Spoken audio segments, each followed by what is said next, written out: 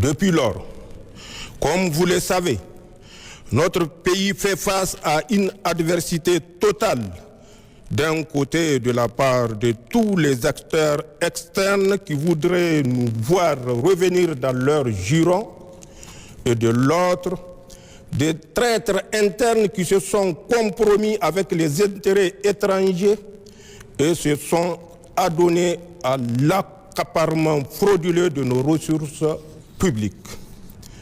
Mes chers compatriotes, le moment est certainement venu de vous entretenir solennellement de la stratégie cynique mise en place par nos ennemis pour mettre notre pays à genoux et le soumettre.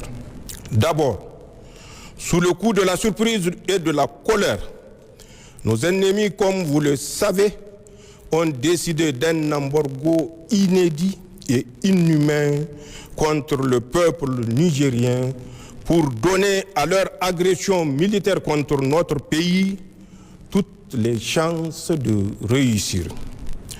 La suite des événements est connue de tous.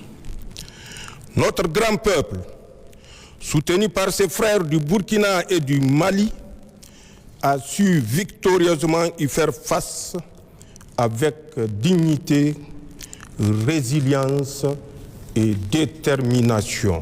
Face à leur échec, au lieu de s'inscrire dans la marche de l'histoire en cours au Sahel, en prenant notamment acte de notre choix politique, nos ennemis, nostalgiques de leur position de puissance néocoloniale et déterminés à défendre leurs intérêts, ont élaboré avec la complicité de certains Nigériens et des Africains renégats une nouvelle approche méthodiquement articulée autour des actions suivantes.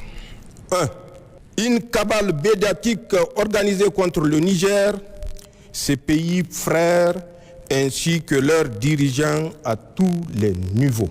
2. Une approche machiavélique pour saper la cohésion entre les membres du Conseil national pour la sauvegarde de la patrie d'une part, et d'autre part, entre le CNSP et son gouvernement, avec la complicité de certains Nigériens. 3. Une campagne diplomatique auprès de tous les pays et autres institutions sous-régionales, régionales et internationales pour diaboliser et isoler notre pays. 4. Une guerre financière et économique pour étouffer notre pays, tout en prenant le soin d'annoncer formellement la levée de l'embargo. 5. Des actions ciblées pour agiter le front social avec la complicité de quelques acteurs politiques et de la société civile. 6. Des démarches pour diviser notre peuple et pousser certaines communautés à se rebeller contre l'autorité de l'État. 7. L'installation de bases militaires, d'unités mixtes de déstabilisation et de cellules de renseignement dans certains de nos pays voisins dans une stratégie sordide d'encerclement du Niger et des pays de la Confédération pour nous maintenir en permanence sous pression sécuritaire. 8. Enfin, la formation, le renseignement, le soutien financier et matériel à des groupes terroristes ainsi que leur encadrement et accompagnement sur le terrain des opérations. Nigériennes, Nigériens, mes chers compatriotes, comme vous pouvez le constater, ceux qui nous combattent pour nos choix politiques ont juste changé de méthode. Ils continuent encore, par leurs actions perfides et subversives, à nous faire véritablement la guerre. C'est le lieu de rendre un vibrant hommage à nos forces de défense et de sécurité qui, souvent, au prix du sacrifice suprême, protègent l'intégrité de notre territoire et assurent la sécurité ainsi que la stabilité de notre pays. À leurs veuves et leurs orphelins, qu'ils trouvent ici l'expression de notre compassion et notre soutien total. C'est également le lieu de rendre un vibrant hommage à l'ensemble du peuple nigérien, nos concitoyens des villes, des campagnes et de la diaspora. J'aimerais ici vous dire que je sais ce que vous êtes en train d'endurer en termes de privation et de vie chère. Je mesure les sacrifices que vous êtes en train de consentir pour notre dignité retrouvée, pour la souveraineté de notre pays et pour que notre cher pays, le Niger, reste debout dans l'indépendance. Je salue votre résilience, votre courage dans l'épreuve, votre patriotisme et votre sens de l'histoire. Vous avez décidé qu'il vaut mieux la dignité dans la souffrance au confort dans l'asservissement. D'ailleurs, les nombreuses contributions citoyennes au Fonds de solidarité pour la sauvegarde de la patrie, malgré les difficultés du moment, en sont des signes les plus éclatants. Elles sont la preuve de notre engagement collectif à faire désormais ce que nous pouvons pour notre pays. C'est là votre nouvel état d'esprit que je salue et pour lequel la patrie vous est toutes et tous éternellement reconnaissante. Je tiens à vous assurer que votre engagement et vos efforts commencent à porter leurs fruits. Celui de la dignité et de la souveraineté retrouvée, d'un Niger nouveau dans lequel les Nigériens sont maîtres de leur destin.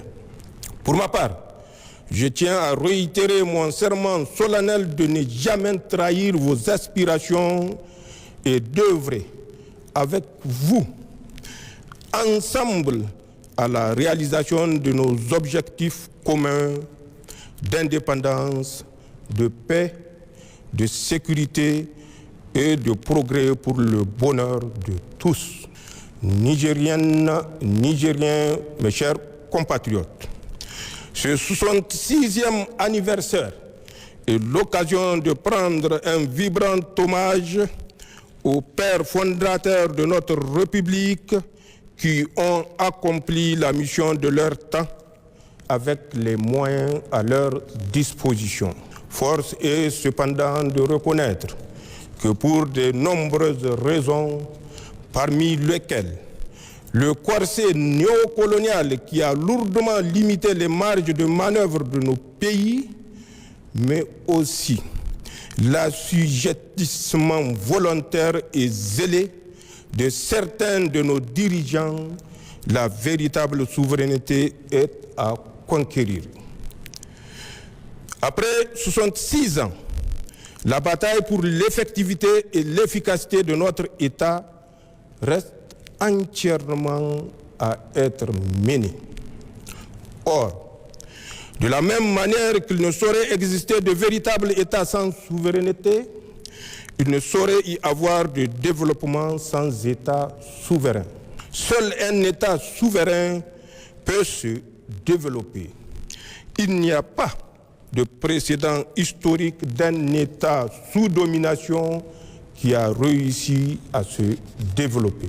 Nigériennes, Nigériens, mes chers compatriotes, nos pères fondateurs nous ont transmis le flambeau et notre génération a décidé de remplir plus que jamais sa mission afin que ce flambeau ne s'éteigne entre nos mains. La tâche est colossale, nous le savons tous. Mais sans triomphalisme aucun, nous pouvons déjà nous réjouir de certains accomplissements structurants.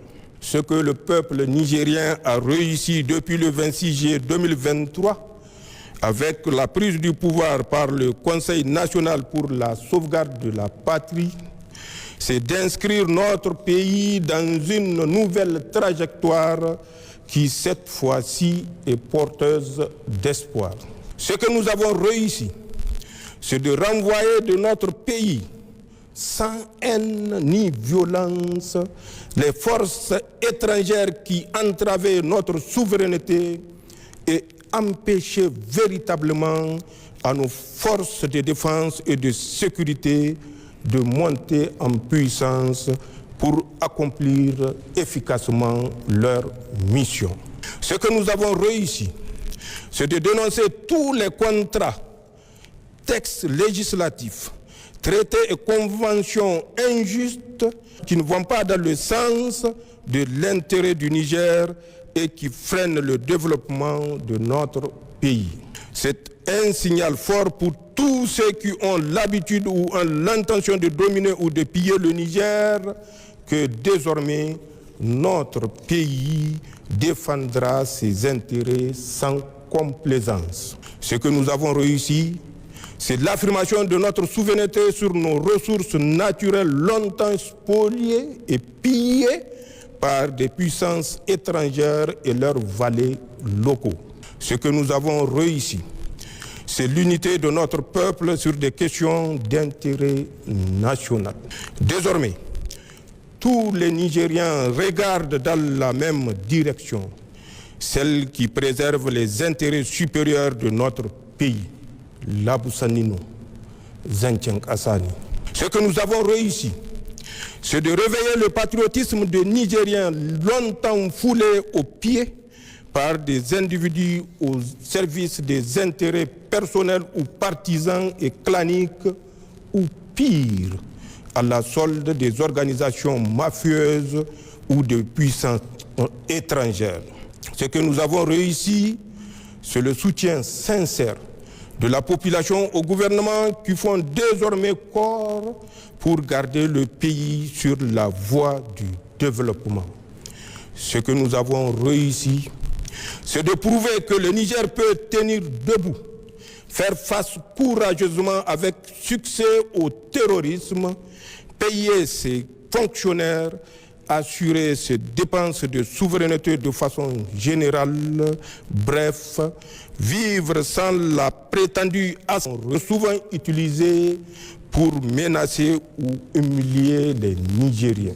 Ce que nous avons réussi tous ensemble, c'est que pour la première fois dans l'histoire de notre pays, les décisions qui engagent le Niger et son peuple sont prises au Niger par des Nigériens et dans l'intérêt du Niger et nulle part ailleurs. C'est d'ailleurs ce qui nous a permis, en toute responsabilité et malgré le contexte difficile que nous connaissons, de prendre des mesures sociales à la fois symboliques et fortes que sont, entre autres, la baisse du prix à la pompe des hydrocarbures, la diminution des coûts de certains actes médicaux et chirurgicaux et la baisse des prix du ciment. Nigériennes, Nigériens, mes chers compatriotes, ces réussites sont encourageantes. Il faut cependant les inscrire non seulement dans la durée, mais également dans une vision globale et cohérente pour fonder véritablement un projet politique et social. Pour ce faire, nous avons deux grandes approches au niveau national et international. Au plan international, nous avons créé une alliance avec des pays avec lesquels nous avons la même histoire, la même trajectoire, les mêmes défis, les mêmes peuples et les mêmes aspirations. L'Alliance des États du Sahel qui nous unit au Burkina Faso et au Mali, deux pays frères qui sont résolument à nos côtés. Cette alliance, qui a évolué en confédération AES depuis le sommet historique de Niamey le 6 juillet 2024 et qui a vocation dans un proche futur à se transformer en fédération, Inch'Allah, va nous permettre de sécuriser notre espace commun et nous encourager véritablement sur la voie du développement. Ensuite, nous avons décidé de diversifier nos partenaires et d'inscrire désormais nos relations diplomatiques dans le principe de respect mutuel, d'égalité, de souveraineté, d'un partenariat sincère, équilibré et gagnant-gagnant qui prend en compte les intérêts de notre pays. C'est certainement le lieu de remercier, au nom du peuple nigérien, des pays amis et frères qui ont fait preuve de compréhension et d'amitié sincère avec le Niger en ce moment difficile que nous vivons. Sans les citer, ils se reconnaîtront tous et savent qu'ils peuvent aussi compter sur le Niger. Au niveau national, j'ai défini un cadre stratégique de gouvernance pour la transition intitulé pour le Niger, Labussanino Zancang Assani, qui se décline en 4 axes. Axe 1, le renforcement de la sécurité et de la cohésion sociale. Axe 2, la promotion de la bonne gouvernance. Axe 3, le développement des bases de production pour la souveraineté économique. Axe 4, enfin, l'accélération des réformes sociales. D'autre part, j'ai élaboré des lettres de mission pour les membres du gouvernement. Chaque département ministériel va rendre compte le moment venu de l'exécution des missions à lui confiées et les conséquences en seront tirées. Cela en toute responsabilité. Il s'agit de notre devoir sacré de redevabilité envers le peuple nigérien. En tout état de cause, à un moment ou à un autre, chacun rendra compte de ses actes devant le peuple, devant l'histoire et devant son Créateur. C'est aussi vrai pour les gouvernants que pour les agents publics, les pères de famille et chaque citoyen. Nigériennes, Nigériens, mes chers compatriotes, pour finir, j'aimerais évoquer 3 sujets d'actualité d'intérêt national, voire international. D'abord, comme vous le savez, notre pays a décidé, avec nos 2 autres pays frères, le Burkina Faso et le Mali, de quitter la CEDEAO. Il s'agit d'une décision irréversible, car longuement et mûrement réfléchie. Elle s'inscrit dans la démarche de reconquête de notre souveraineté pleine et entière, condition indispensable à notre sécurité et à notre développement dans le cadre de l'Alliance des États du Sahel. Aussi, elle a le mérite d'avoir enlevé définitivement aux puissances étrangères et leurs valets africains tout moyen et toute légitimité pour nous faire la guerre à travers la CEDEAO, instrumentalisée et détournée depuis plusieurs années de ses nobles objectifs. J'aimerais par conséquent rassurer tous les Nigériens et au-delà tous nos concitoyens de la Confédération AES que la sortie de la CEDEAO n'entraînera pas le chaos pour nos pays et leurs nationaux. Le Niger et notre confédération continueront à entretenir de bonnes relations de voisinage et de coopération avec tous les pays de notre région ouest africaine, comme c'est le cas d'ailleurs avec les 42 autres pays africains membres de l'Union africaine et les quelques 180 pays membres de l'Organisation des Nations Unies épris de paix et de justice. En tout état de cause, je tiens à rassurer nos concitoyens de la Confédération que toute les dispositions seront prises pour parer à toute éventualité. Le deuxième sujet que je souhaite aborder avec vous, chers compatriotes, a trait à la campagne hivernale. En effet, comme vous le savez, cette année, Allah nous a gratifiés d'un hivernage fécond. Les pluies ont été abondantes. Aussi, elles ont certes causé d'importants dégâts matériels et endeuillé nos familles. À cet effet, j'ai une pensée pieuse pour nos disparus et salue les efforts de tous ceux qui nous ont soutenus pour faire face à l'urgence et en particulier le comité national qui a fait la preuve que le Niger est souverainement à même de gérer un tel type de situation. Mais ces pluies nous ont surtout permis d'avoir une récolte et des pâturages abondants. J'invite par conséquent tous les services compétents de l'État et l'ensemble des Nigériens à tirer toutes les leçons de cette campagne hivernale pour que les pluies dans notre Sahel aride ne soient plus synonymes d'inondation, de destruction, de désolation et de mort, car elles sont un grand bienfait d'Allah subhanahu wa ta'ala, comme le traduit si bien l'adage Hausa qui dit « Rua Lema Taïgara ». D'autre part, je lance un appel pour une gestion rigoureuse et responsable des bienfaits de cette campagne hivernale, en préservant notre pâturage des feux de brousse et en gérant nos récoltes en bon père de famille que nous devons tous être. Enfin, j'invite tous les Nigériens à se départir des messages mensongers, diffamatoires, haineux sur les médias et autres réseaux sociaux. Ils sont contraires à nos valeurs traditionnelles et religieuses.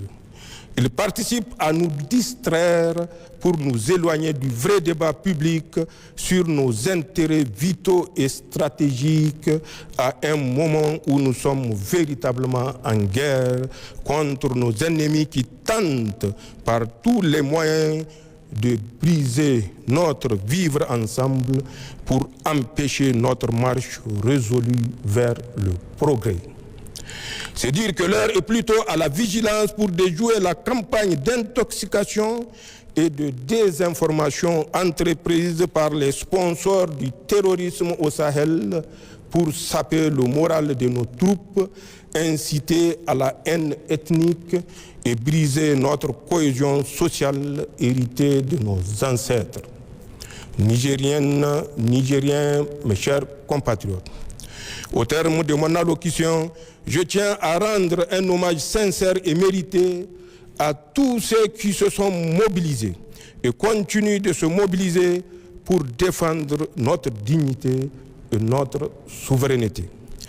C'est sur votre ferme engagement que repose la réussite de nos projets pour le Niger.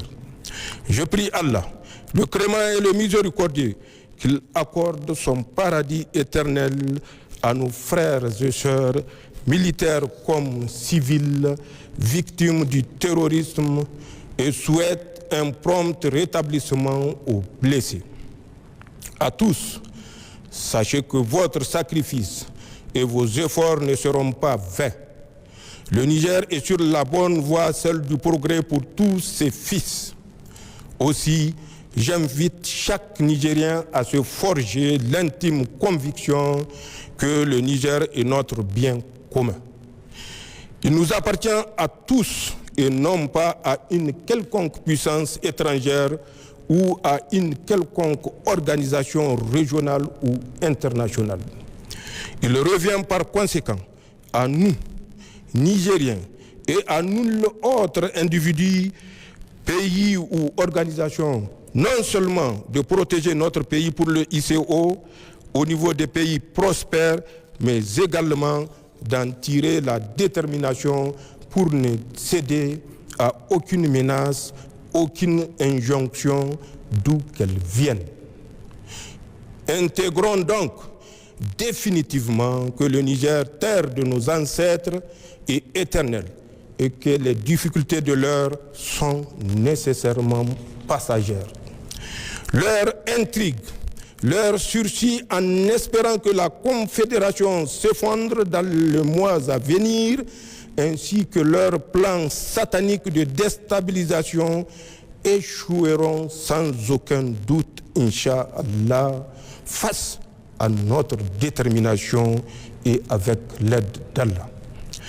Enfin, je voudrais, en ce moment où le regard des Nigériens est tourné vers les compétitions de notre lutte traditionnelle, qui est à sa 45e édition, souhaiter une belle Koko Galgagia à tous. Que le meilleur gagne et que les Nigériens fraternisent dans leur diversité culturelle et la sécurité. C'est ainsi que le Niger gagnera. Vive la République, vive le Conseil national pour la sauvegarde de la patrie et son gouvernement, vive le peuple uni et engagé pour sa souveraineté, vive la Confédération Alliance État du Sahel, vive le Niger, je vous remercie.